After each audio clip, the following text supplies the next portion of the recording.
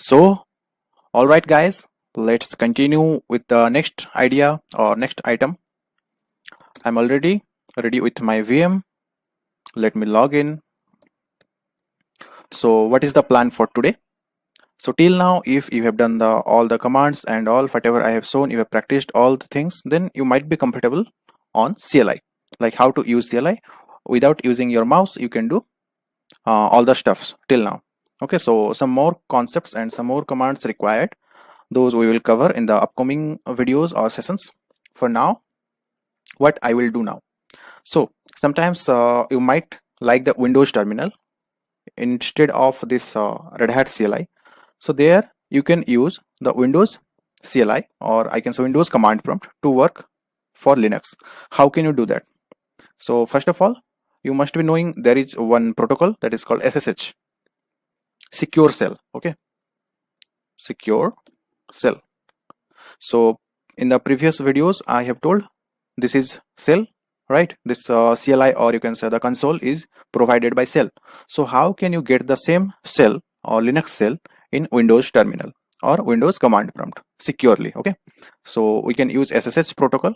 So for SSH protocol, for using this protocol, we have varieties of softwares available. One of the software is OpenSSH. Okay, how SSH work? SSH mainly works in server client architecture. So this Linux operating system is, you can say, a remote server, because from my Windows I'm going to use Linux. So my Windows is client and my Linux operating system is server. This will provide SSH service. So for providing the services, we have the program running. So let me check if the SSH server program is running or not. So in Red Hat Linux 8, so the command for checking any services, any server program is running or not, the command is systemctl. Okay, so I can do status will show the server program is running or not running. Okay, so the name of the server program is sshd. You can see here it is loaded, and in active you can see it is active and running. Okay, this is one thing. So my server is running, so I can use any client program to connect to my server. So there are many client programs available, third-party client program. So I can use that. Before using that, I want to show you, without using any third-party program, how you can use your Windows to do the same thing. So if you are compatible on CLI, you don't need mouse right now to do your stuffs on Linux. So just go and get your IP. So how you can get my IP? Let me check. ifconfig enp0s3. So my IP is 192.168.0.103. Okay, so this is my IP. I am logged in with root account. So remember one thing, if you want to access one operating system, you must be knowing the IP address. Now we got the IP address. Anything else, how you can work on operating system, you have to log in first, isn't it? So to log in, you need username and password. So what is my username? I will do, who am I? I am root user. So I can log in with root account or root user. Okay, and password, I know my password. So these three things are required. Let me write in a notepad. Okay, so three things are required. Three things. First one is IP. Second one is username, and then password. Okay, these three things are required. And for now, for this Linux OS, I have these three things available. So now I want to go to my client and how I can connect. Let me show you. There are some ways. I will explain them now. Get ready. Okay, so first of all, let me go to my command prompt. I'm typing cmd. So I think it is visible, and I have changed some color. In properties, you can go and do like whatever you want. Let me increase the font size to 24, and you can change the layout and colors from here also. Okay, so I think now the size is comfortable enough to, you can see clearly. Okay, so what is the IP of my Windows machine? I can use IP config. So my IP is 192.168.102. Let me maximize. Wait, yes, this is my Windows IP. And what is my Linux IP? I think it was 103. Okay, so one thing you may notice, let me copy from here. I am copying and So this is my Windows IP and the Linux IP was 103. So you can notice one thing, that these two IPs are in same network range. Okay, these things you might know from networking concepts. Okay, these are the basic things. So now I can connect very simply. How? The program available for client is named as, so let me clear my screen. The command in Windows is CLS. My screen cleared. So the command, or I can say client program available for SSH is SSH. The name is SSH only. Okay, so I will give my IP of Linux.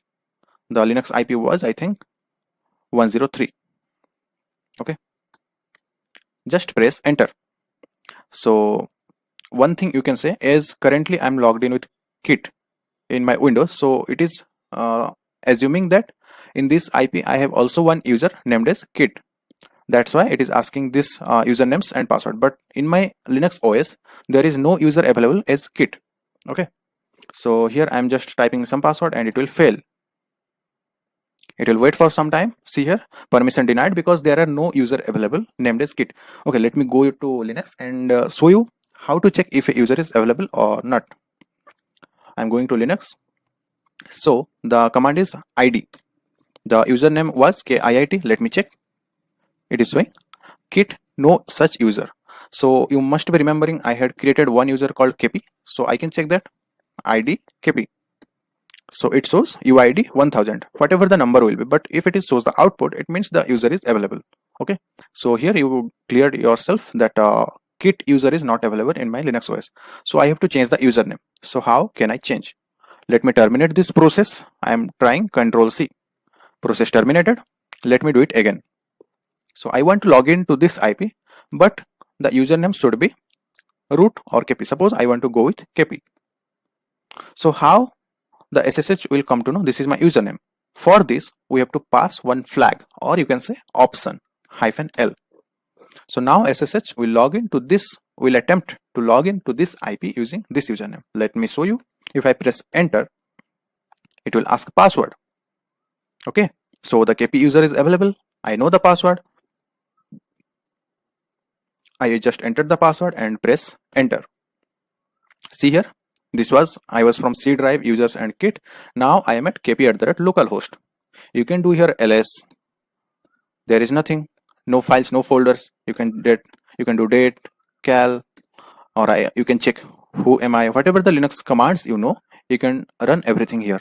Now you are inside Linux. You are using Windows display, or you can say Windows facilities, but using the Linux operating system. So now if you want to clear your screen, you can press clear, not CLS. Okay, cleared. And anything else? Let me create one file. Touch file. Suppose I want to create a directory.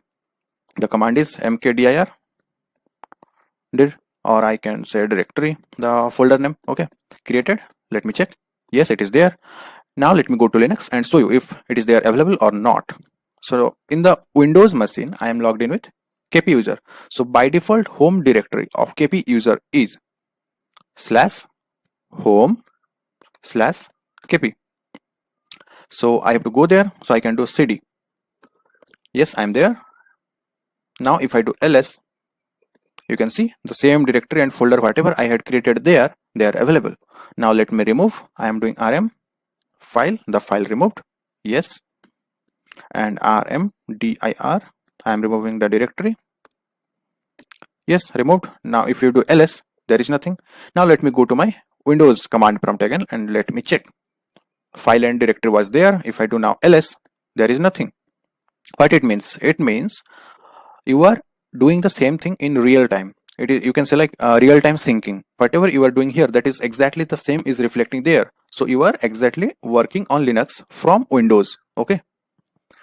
Anything else I want to say here? Yes, if you want to exit from Linux and get back to your Windows, you can do exit.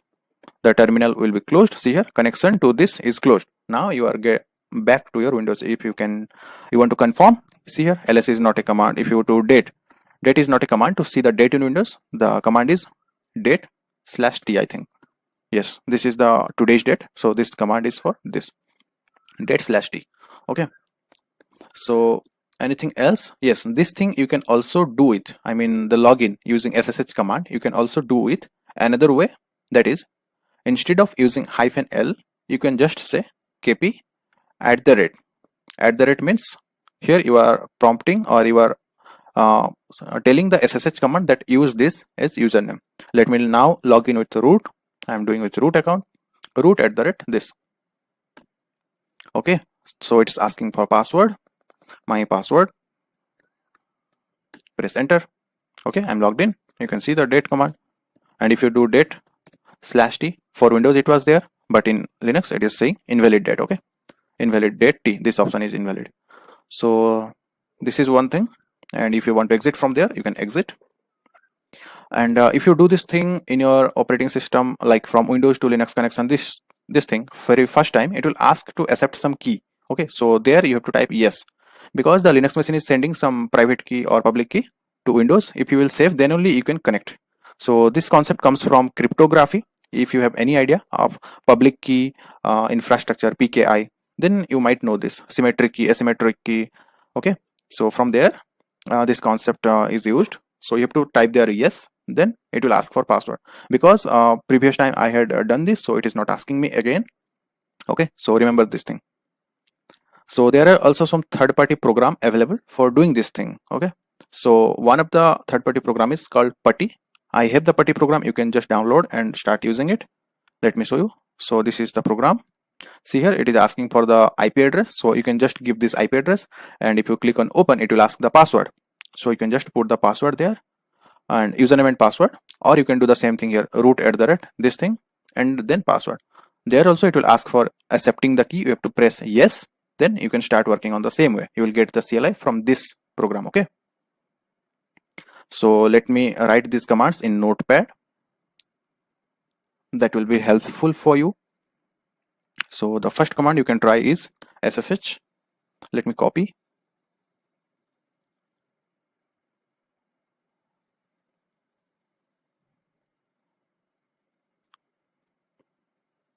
Okay, SSH root, then you have to type yes, then you have to give password. Okay, this is one thing. And then another way is, let me copy the same thing.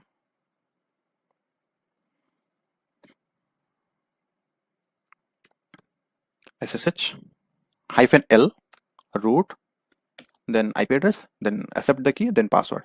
And another way is you can use PuTTY program. We will use this PuTTY program whenever required in further videos or further sessions during while we will work on some projects, etc. Okay, so don't worry, you can try, or I will show you in next videos.